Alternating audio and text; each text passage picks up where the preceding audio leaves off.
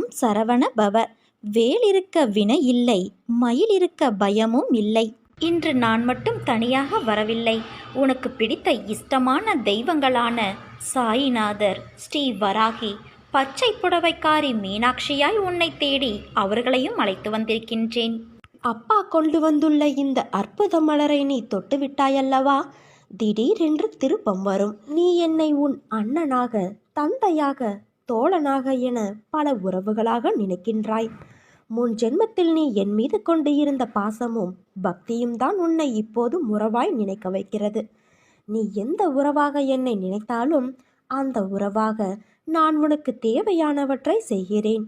ஆனால் அதே நேரம் அந்த உறவுக்கு உள்ள கண்டிப்பும் நான் செய்கிறேன். அண்ணனாகவோ அப்பாவாகவோ உன்னை வழி நடத்துகிறேன். உனக்கு நெருப்பு வளையமாக நான் பாதுகாக்கின்றேன். சில நேரம் அந்த நெருப்பின் வெம்மை உன்னை சுடும், ஆனால் உன்னை தாக்காது. சுடுகிறதே என்று தாண்டி வெளியில் சென்றால் நெருப்பினால் உள்ளே வர முடியாத ஆபத்துக்கள் நீ வெளியே சென்றால் உன்னை தாக்கும். அதனால் சில துன்பங்களை சில காலம் மட்டும் பொறுத்திரு. உனக்கு குளிர்ச்சியை நான் தருவேன். உன் உள்ளமும் குளிரும். இந்த உலகில் எதுவுமே நிரந்தரமில்லை. பணம், பொருள், பதவி, அதிகாரம் இப்படி எதுவுமே நிரந்தரமில்லை. இது உனக்கு மட்டும் அல்ல, உலகில் உள்ள அனைவருக்கும் பொருந்தும். எல்லாம் குறிப்பிட்ட காலம் வரை மட்டும்தான். இவ்வுலகம் இன்றும் இயங்குவது அன்பினால்தான். அதை புரிந்து இன்பத்தையும் துன்பத்தையும் சரிசமமாக நினைக்க உன் மனதை பக்குவப்படுத்திக்கொள். எல்லோரிடத்திலும் அன்பு செலுத்து. யாரிடமும் பாராமுகம், பகைமை காட்டாதே. இன்பத்தை கண்டு மிகவும் பரவசப்படாமலும் துன்பத்தை கண்டு துவண்டு போகாமலும் உன்னை சமநிலையில் இருக்க பழகிக்கொள். மன வலிமையோடும் நிதானத்தோடும் உனக்கு வரும் தடைகளை நீ எதிர்த்து செயல்பட்டால் வெற்றி என்ற உணர்வை நிச்சயம் நீ அடைவாய். உனக்கு வரும் கஷ்டமான காலத்திலும் உன் தோல்விகளிலும் நீ மனம் தளராது செயல்பட்டால் எல்லாம் வெற்றியே. நேர்மையாகவும் உள்ளபூர்வமாகவும் நீ செயல்படும் போது எதற்கும் அஞ்சாதே.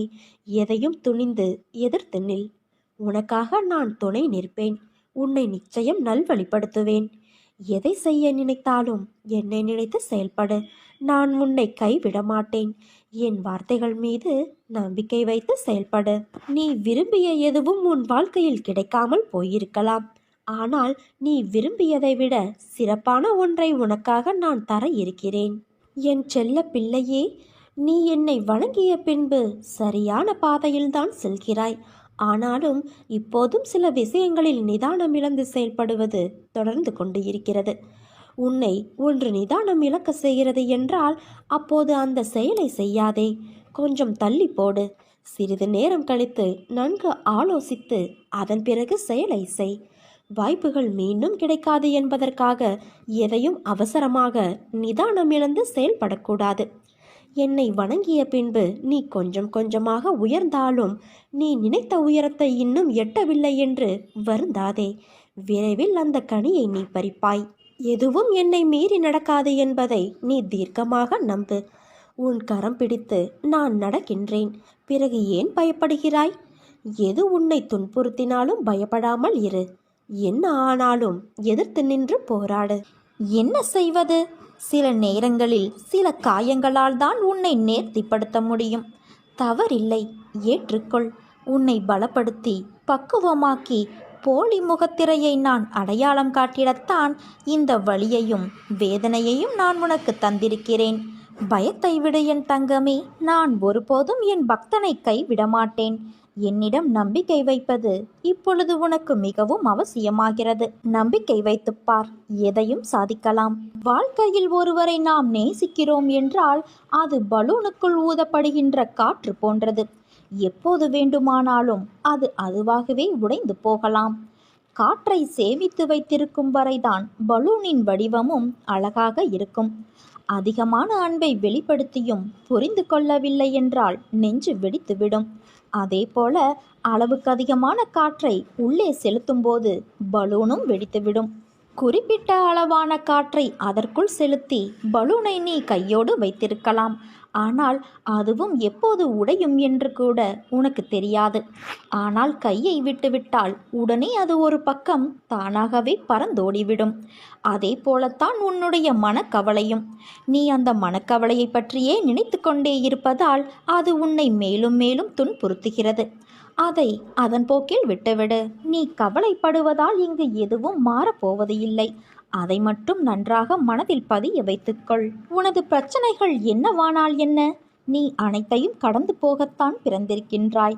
கஷ்டப்பட்டாலும் சுகத்தை அனுபவித்தாலும் அது கருமவினை பலன் என்பதை உன் அன்னையான நான் காட்டுவேன். எதை பற்றியும் நான் கவலைப்பட மாட்டேன் என்பதை தீர்மானமாக வைத்துக்கொள். இனி எப்படி இருக்கப் போகிறாய் என்பதை பற்றி சிந்தனை செய். உனது ஏமாற்றமான சூழ்நிலைகளை மாற்றும் வழிகள் என்ன, நடைமுறை சாத்தியங்கள் என்ன என்பது பற்றி உன் உள்ளத்தில் நான் பேசும்போது கவனி. நீ ஆன்மா. உனக்கு சுகமோ துக்கமோ கிடையாது. அவை இந்த உடலுக்கு உரியது என்றாலும் நான் இந்த உடலைத்தான் கோவிலாக வைத்து அதில் வசிக்கின்றேன். இன்று முதல் இந்த உடம்பு சார்ந்த விஷயத்தில் கவனம் செலுத்துவேன். உன் கஷ்டங்களுக்கு நான் முடிவு கட்டுவேன். இனி இஷ்டப்படியெல்லாம் நடக்கும் என்று நீ நம்பிக்கையோடும் பொறுமையோடும் சகிப்புத்தன்மையோடும் சுறுசுறுப்பான மனதோடும் இப்படித்தான் இருக்க வேண்டும் என தீர்மானம் செய். அந்த தீர்மானத்தை உன் அன்னையான நான் வழிமொழிகிறேன். உன்னை வெற்றியின் பாதைக்கு கைப்பிடித்து நான் அழைத்து செல்கிறேன் என் தங்கமே.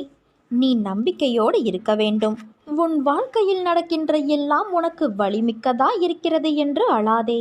வாழ்க்கையில் எனக்கு அழுகையும் வலியும் தருகின்ற உறவுகளாய்த்தான் எல்லோரும் இருக்கிறார்கள். எங்கும் என் மனதையும் என்னையும் புரிந்து என்னை நேசிப்பவர்கள் யாரும் இல்லை என்று வாழ்க்கையை வெறுத்து இருக்கிறாய். நீ நினைக்கும் எல்லாம் உன்னை வந்து சேரும் நேரம் வந்து விட்டது. நிச்சயம் கூடிய விரைவில் அது உன் கையில் கிடைக்கும். நீ எதிர்பார்க்காதவாறு உன் எதிர்காலம் வசந்தமாய் அமைய எல்லா சந்தோஷங்களையும் நீ பார்க்கும்படி செய்வேன். உனக்கான இலக்கை நோக்கி நீ போய்கொண்டே இரு. உனக்கு துணையாக உன் அன்னை மீனாட்சி தாயான நான் இருப்பேன். உன்னை பாதுகாத்து கரை சேர்ப்பது என் பொறுப்பு. நீ தன்னம்பிக்கையை மட்டும் இழந்து விடாதே என் தங்கமே. அன்பு குழந்தையே, கர்ம வினைகள் உன்னை விட்டு விலகப் போகிறது. கடன் தொல்லைகள் விலகப் போகிறது. உனக்கு வர வேண்டியது அனைத்தும் வந்து சேரும். நீ எதற்காக காத்திருந்தாயோ அது நிறைவேறப் போகிறது. நீ நம்பிக்கையோடு இரு, நல்லதே நடக்கும். என்றும் என் அரவணைப்பில் நிம்மதியான நோயற்ற வாழ்வு பெற்று சுபிட்சமாய் வாழ்வாய். இது உன் அன்னையான என் சத்திய வாக்கு. உன்னிடம் சொன்னபடி உன் வேலையை முடித்து கொடுக்க நான் தயாராகிவிட்டேன். இதற்கான அறிகுறிகளை நான் உனக்கு தெரிவித்தும் வருகின்றேன். சமீபத்தில் உன்னை நேரில் சந்தித்து ஆசையும் வழங்கிவிட்டேன். அதை பெற்றுக்கொள்ள நீயும் தயாராக இரு என் குழந்தையே. எதிலும் வெற்றியடைய வேண்டும். பிரச்சனை அனைத்திற்கும் தீர்வு காண வேண்டும். எல்லாம் சுபமாக முடிய வேண்டும் என்ற எண்ணத்தில் இருக்கிற நீ என் திருவாய்மொழியை கவனித்துப்பார். எதையும் கணக்கு போட்டு செய்வதை விட கடவுளிடம் ஒப்படைத்து செயலில் ஈடுபடுவது மிகவும் நல்லது. ஏனென்றால் விழுந்து விழுந்து புரண்டாலும் ஒட்டுகிற மண்தான் ஒட்டும் என்ற பழமொழிக்கு ஏற்ப எவ்வளவு முயற்சித்தாலும் பலன் என்னவோ என்னிடம் மட்டுமே இருக்கிறது. உன் ஒருவனுக்காக நான் தினமும் பாடுபட்டு கொண்டு இருக்கிறேன். உன் துயரங்களை போக்குவதற்கும் உனது கர்ம பலன்களிலிருந்து உன்னை விடுவிக்கவும் இன்றும் நான் உனக்காக பாடுபடுகிறேன். உன் பாரங்கள் அத்தனையும் நான் சுமந்து கொண்டு இருக்கிறேன். விரைவில் அத்தனையும் ஒரு முடிவுக்கு வரப்போகிறது குழந்தையே. உன்னை விட்டு அத்தனையும் விலகப் போகிறது. நீ பொறுமையாக இரு. உன் அம்மா நான் இருக்கிறேன். நீ செல்லுமிடமெல்லாம் நான் இருப்பேன். உன்னுடைய தொழிலில் நீ நஷ்டத்தை பொருட்படுத்தாதே. உனக்கு இதோ நான் உதவுகிறேன். என்னவெல்லாமோ செய்து பார்க்கிறேன்.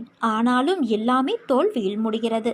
இந்த தோல்வியின் பிடியிலிருந்து என்னால் மீண்டு வர முடியவில்லை என்று நீ புலம்புகிற புலம்பலை பொறுக்க முடியாமல் இதோ நான் புறப்பட்டு வந்துவிட்டேன். இழந்து போனவற்றை பெறுவதற்கும் வாழ்வில் முன்னேறுவதற்கும் ஒரு ஆலோசனை சொல்லட்டுமா? உன்னை நீ தெரிந்து கொள். உன்னை பொறுத்தவரை இந்த உலகம் ஒரு கோமாளிகளின் கூடாரம்.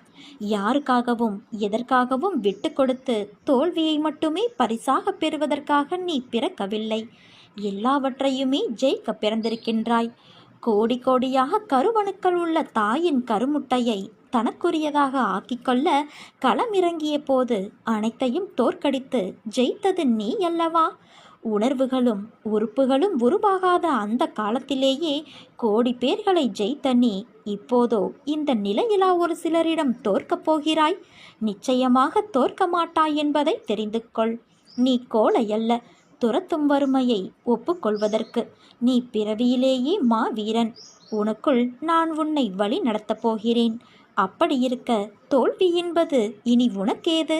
வா, என் ஆலயத்திற்கு வந்து மனதார என்னிடம் பேசி என்னை உன்னோடு கூட்டிச் செல். உனக்காக உன் அன்னையான நான் காத்திருக்கின்றேன். சோதனைகளின் பலனாக கிடைத்த அடக்கமும் பணிவும் அதிகமாகின்றன. சோதிக்கப்பட்ட மனிதன் பலருடைய மரியாதைக்கும் உரியவனாகிறான். அதனால்தான் நல்லவனை மிக நல்லவனாக்குவதற்கு வேதனைகளையும் சோதனைகளையும் இறைவன் தொடர்ந்து வழங்குகிறான். எத்தனை கஷ்டங்கள் வந்தாலும் இறைவனுக்கு நன்றி சொல்வதை மட்டும் மறக்காதே, நிறுத்தாதே.